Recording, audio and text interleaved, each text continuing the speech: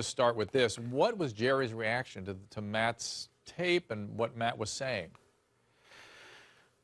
Well, Jerry was obviously very disappointed. You know, when we started the trial, Matt was helping us carry boxes from the car to the courthouse. He had stood by his father at all points previous.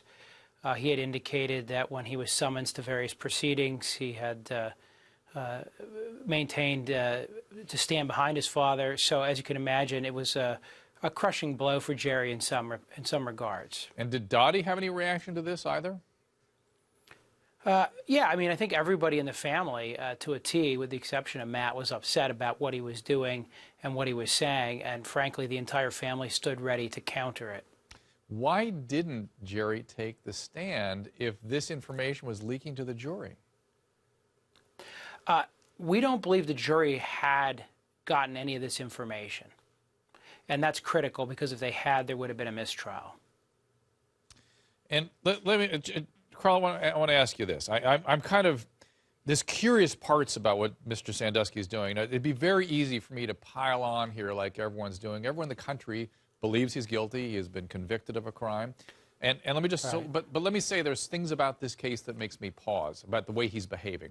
One is, my understanding is you visited him in jail, and there he continues to express his innocence and is sort of expressing incredulity about these circumstances. Is that accurate? That would be an accurate description. You know, I described him as somber, and what I mean by that is he's well aware and he's very sad about the position that he finds him in.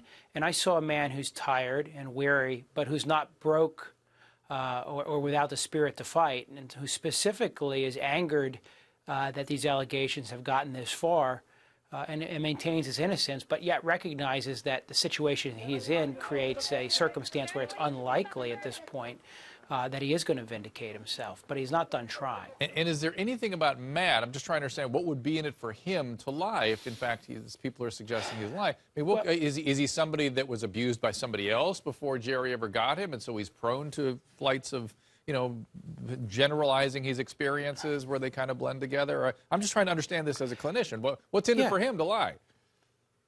Actually, it's interesting you brought that up because something that nobody seems to have talked about in this case, and because Pennsylvania doesn't allow testimony on child abuse, you pointed out that sometimes people can have an experience and then generalize it to somebody else, and so you get a transference of perpetrator, for instance.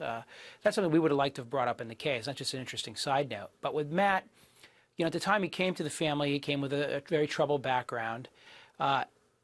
I talked to Dottie today, and she said she still loves Matt. They're just very disappointed about this circumstance. And so I don't think there's a great explanation. And let's say, let me be clear, too, Mr. Rominger, that by Jerry Sandusky showering with kids and playing with doing these inappropriate boundary violations, he certainly puts himself in a position where, at very minimum, he could be perceived as somebody violating boundaries with somebody who had been previously affected by that kind of behavior, right?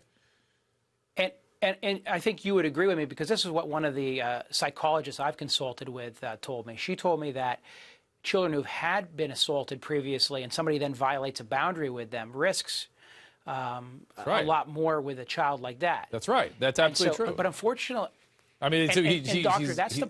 Go ahead. See, I'm sorry. Please.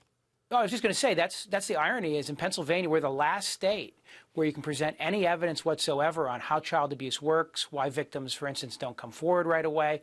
On the government side, how grooming works, but on the defense side, how children can sometimes, even later as adults, remember somebody being their perpetrator. Now remember this, Jerry Sandusky was around thousands and thousands of troubled youth, and he was violating boundaries with them. But that may be simply as far as it went, and unfortunately there's been transference on a dozen kids. And I would say it's not so simple. If it's a warning for anyone out there, pay attention to boundaries with kids.